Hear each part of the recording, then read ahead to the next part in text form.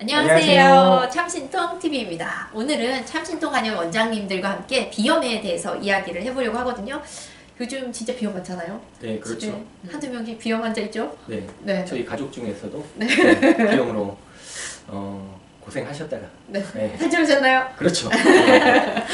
맞아요. 엄마들 모임 가보면 비염 얘기도 하고 축농증 그리고 틱 얘기도 좀 많이 나오는 것 같아요. 맞아요. 오늘은 그래서 조금 흥미로운 주제로 먼저 시작을 해볼까 합니다. 바로 비염이야, 틱이야. 그 실제로 왔던 환자 있잖아요. 그분 얘기 좀 네. 해주세요. 그 저희 한의원에 비염으로 이렇게 치료 받으시는 어머님이 계시는데 어느 날 이제 아이 상담 문의를 하신 거예요. 아이가 계속 코로 훌쩍훌쩍거리고 그러니까 약간 비염이 있는 상태라고 보신 거죠. 훌쩍거리고 한데 콧물이 뭐 줄줄 나오거나 그러진 않는데 그러면서 이제 코 비비고 또 눈 만지고 이렇게 하는 증상들이 있었는데 이제 새학기 되면서 스트레스를 많이 받았는지 또 배도 아프고 또 눈도 막 깜빡이고 하다 보니까 어머님이 이제 혹시 우리가 아는 틱 증상이 아니냐 이렇게 문의를 하신 거예요. 그런데 이제 그러면서 치료를 어떻게 해야 되는지 이렇게 고민하고 계시다가 어머님이 드시는 비염약을 이렇게 같이 좀 며칠 복용을 시키셨나 봐요. 아이에게. 그랬더니 그 틱 증상이 싹 사라진 거예요. 아니, 물어보지도 네. 않고 막 그렇게 하셨다는 거예요? 네, 어쨌든 그렇게 보면은 이게 틱 증상과 비염이 이렇게 확실히 구별되지는 않는 부분도 있고 또 그 아이 증상은 틱 증상이 아니라 비염 증상 중에서 이렇게 발현되는 증상으로 볼 수가 있었던 거죠. 네. 그래서 비염과 틱에 대해서 조금 정확하게 구별을 해볼 필요가 있을 것 같아요. 이제 비염을 얘기를 먼저 해보면 코 점막이라는 것은 촉촉하고 따뜻해야 돼요. 그런데 축축하거나 아니면 까칠해지거나 또 너무 뜨거워지거나 너무 차가워지면 그게 이제 바로 비염인 거죠. 근데 코 점막이 불편하다 보니까 애들이 코를 훌쩍거린다거나 비비게 돼요. 처음에는 맞아요. 의식적으로 했던 행동이었는데 반복되면 자동처럼 보이고 나중에는 자동으로 그렇게 돼요.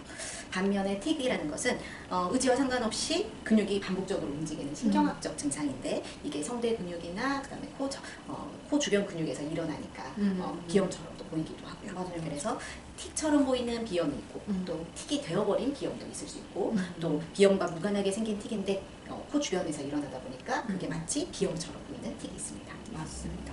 맞습니다. 그리고 이제 환절기잖아요. 이때 꼭 해야 되는 말이 또 이제 환절기성 알레르기 비염이 아닐까라는 생각을 하는데 사실은 제가 학교 다닐 때 진짜 비염 심했거든요. 알레르기성 비염. 진짜 초등학교 때부터 대학교 거의 한 본과 때까지도 비염을 달고 살았었는데 학교 다닐 때 우리 경옥고 만들 때 왜 복령 이상 가루 털잖아요. 그럼 이제 먼지가 막 날리는데 이제 털자마자 가루 날리면 막 재채기 하고 막 콧물 줄줄 나고 이제 막 나중에 눈에 결막까지 퉁퉁 부어가지고 진짜 혼자 밖에 나가서 막 울고 있는 그런 상태였는데 그래서 제가 알레르기성 비염 환자들 마음을 너무 잘 알거든요. 근데 이 비염이 사실은 비염에서 끝나면 좋은데 사실은 코 막히니까 집중력 떨어지고 머리도 멍하고 피로도 굉장히 빨리 오면서 눈을 비비게 되니까 시력 저하까지 같이 오거든요. 근데 요즘 엄마들 보면은 애들 뭐 성장 영양제, 뭐 뇌 영양제, 눈 영양제 이런 거 안 먹이는 엄마들 없어요. 근데 사실은 비염부터 치료를 해야 되는 게 아닌가. 맞아요. 자, 원장님들. 우리나라 비염 치료의 현주소 어떻게 생각하시나요? 비염 같은 경우 일반적으로 항히스타민제를 많이 쓰죠. 항히스타민제를 쓰면서 이게 이제 잡히면 괜찮은데 더 심해지면 이제 축농증도 되고 하다 맞아요. 보니까 항생제를 쓰게 되는 거죠. 항생제 쓰면서 다시 좀 증상이 가라앉으면 이제 약을 끊게 되고 그런데 또 다시 재발하게 되고 재발과 치료가 계속 반복이 되면서 만성화되는 그런 경향을 많이 띠게 되죠. 그래서 이 만성 비염을 앓고 있으신 분들도 우리나라에 참 많이 계시죠. 진짜 한의원에 오면 보통 10년, 20년 이렇게 비염이 계속 지속되고 있다 하시는 분들도 많고 난 감기를 계속 달고 산다. 근데 알고 봤더니 만성 비염인 경우도 있죠. 맞아요. 솔직히 우리가 한의사라서 그런 건 아니고 이 양약이나 수술 솔직히 답 아니잖아요. 그리고 아까 오 원장님이 말했던 그 환자가 바로 저입니다. 제가 진짜 항생제 먹다가 또 이제 심해지면 충농증 걸려서 항생제 먹다가 계속 그걸 이제 반복하게 되고 끊을 수가 없어요. 끊을 수가 없는데 이제 그러다가 진짜 전 너무 심했던 게 변비가 그거 이제 소화불량에 변비가 너무 심하게 생겼고 또 없던 알레르기까지 보통 비염 있는 환자들 아토피나 피부 알레르기 같이 가지는 분들이 너무 많거든요. 그러니까 저는 사실은 내가 이제 비염 탈출하게 된 거는 한의사 되고 나서 내가 이제 비염에 대해서 알면서 탈출을 할 수 있었기 때문에 저는 정말 강력히 비염 치료는 한방 치료가 너무나 탁월하다라고 이야기를 해주고 싶습니다. 자, 그러면 우리 한의사가 생각하는 비용 치료의 정석, 최소 비용, 최대 효과로 가능하시죠? 네. 한의원 치료가 너무 좋은데 비용 때문에 망설여진다 하시는 맞아요. 분들이 있거든요. 맞아요. 그런데 작년부터인가 보험 적용되는 한약이 있습니다. 맞습니다. 네. 그래서 그걸 잘 알고 이용하셨으면 좋겠어요. 네, 그 알러지성 비염 같은 경우는 보험 적용이 되는 탕약을 복용할 수가 있거든요. 네. 이렇게 탕약 자체도 알러지성 비염에 복용을 할 수가 있고, 또 이제 간편한 연조제형의 약들도 잘 나와 있어서 이 약들을 이제 꾸준하게 복용을 하게 되면 많은 좋은 효과를 얻을 수가 있습니다. 맞아요. 이제- 요 연조제는 맛도 좋아요. 우리 그렇죠. 너무 잘 먹거든요. 아이들 같은 경우 탕약이 이제 많이 쓰기 때문에 쓴맛이 많이 있기 때문에 잘 복용을 하질 않는데, 연조제형 약 같은 경우는 단맛이 좀 있어가지고 아이들도 잘 복용할 수 있으니까 이런 연조제형 약도 잘 이용하면 비염 치료에 좋은 효과를 거둘 수 있습니다. 비용이 어떻게 되죠? 보험이 되는 건강보험 적용되는 탕약 같은 경우는 10일 정도 처방을 하게 되면 탕약으로 이제 3만 원 그 정도.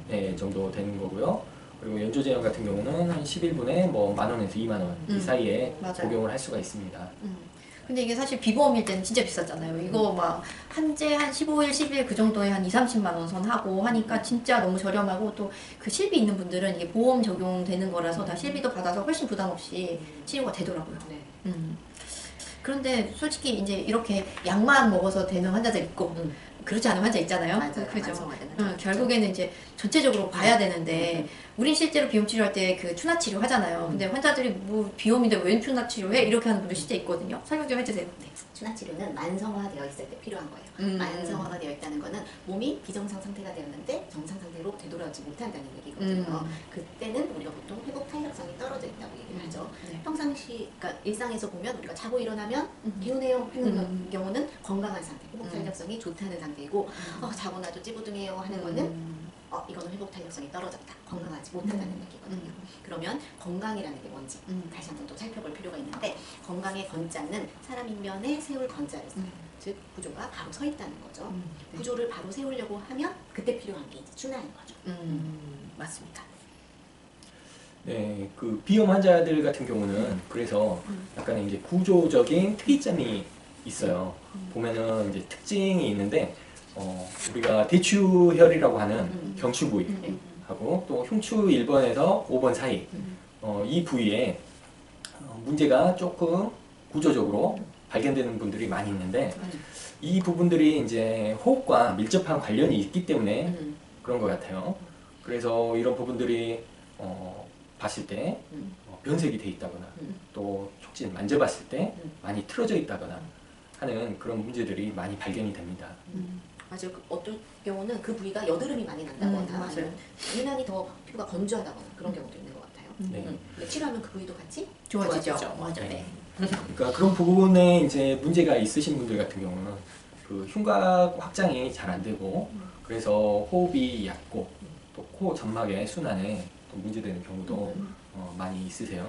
그렇기 때문에 약을 계속 써도 잘 낫지 않고 또 재발도 자주 되고 하는 분들이 이런 구조적인 문제를 바로 잡아주면, 그러니까 틀을 바로 잡아주고 거기에 또 침 치료도 같이 해주고 하면은 침을 맞고 구조를 틀을 바로 잡아주는 즉시 숨이 탁 트여서 맞아요. 오! 코가 뻥? 네, 굉장히 놀라시는 분들이 치료 중에도 많이 있습니다. 그리고 요즘 호흡하고 관련해서 아이들이 비염이 있다 보니까 흉곽호흡이 떨어지고 스트레스 받아서 어깨가 안으로 말려 맞아요. 들어가고 또 핸드폰 보고 태블릿 보고 하다 보니까 목이 앞으로 쭉 빠지는 거북목도 많이 생기는 것 같아요. 맞아요. 이 비염 있는 애들 추나해주려고 등 열어보면 진짜 척추승만 많더라고요. 그리고 실제로 얼마 전에 그 초등학생인데 거북목 진짜 이렇게 목이 쭉 빠져 있고, 이렇게 우리가 모아리 검사 딱 해보면 목이 없는 거예요. 근데 이제 추나해주고 나서 목이 탁 생기니까 그만부터 키가 크고, 애도 컨디션이 너무 좋아하고 키 컸다고 좋아하고. 엄마가 너무 좋아하시네요. 엄마가 너무 좋아합니다.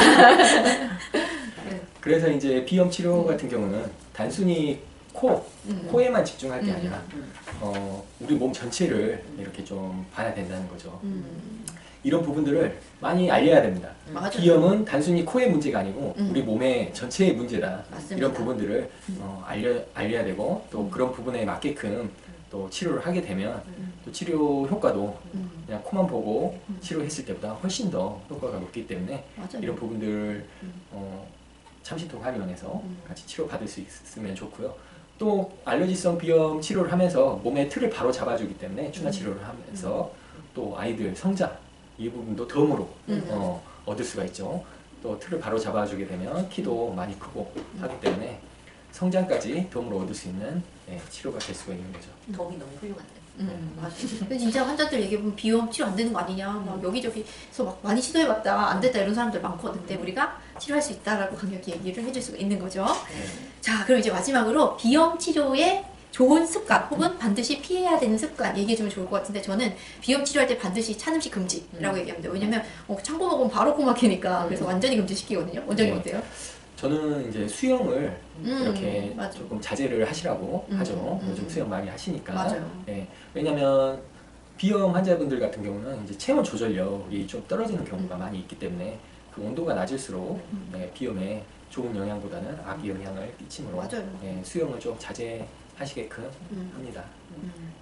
수영은 그렇지만 또 체온을 높이는 달리기나 유산소 운동은 오히려 도움이 되죠. 맞아. 그리고 밀가루나 유제품 같은 소화 안 되거나 알러지 유발하는 음식들은 치료 기간 동안은 좀 피해 주십사 합니다. 네, 정말 중요한 포인트들이었습니다. 자, 이제 마무리 요약해볼게요. 첫 번째, 이 비염은 단순히 코를 치료하는 게 아니고 숨이 들어가는 길을 열어서 우리 몸의 대사를 원활히 하고 또 면역을 안정화시키는 전신치료다라고 생각을 하시는 것이 좋고요. 자, 두 번째, 치료 방법은 한방적인 방법이 너무나 탁월하다. 그런데 이제 비용이 부담이셨던 분들이 있는데, 이제는 보험이 적용되는 한약이나 침, 추나와 같은 방법이 있으니까 가서 상담 받아보시고 적합한 방법으로 치료를 받아보시기를 추천을 드리고요. 마지막에 비염 치료에서 좋은 습관, 피해야 될 습관. 첫 번째, 찬 음식 금지.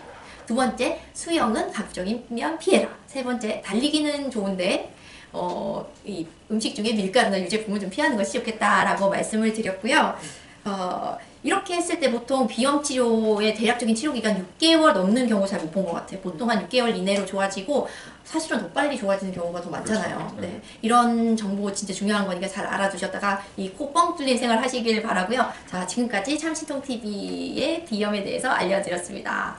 자, 구독, 좋아요, 알람 설정! 마지막이 좀 이상하다.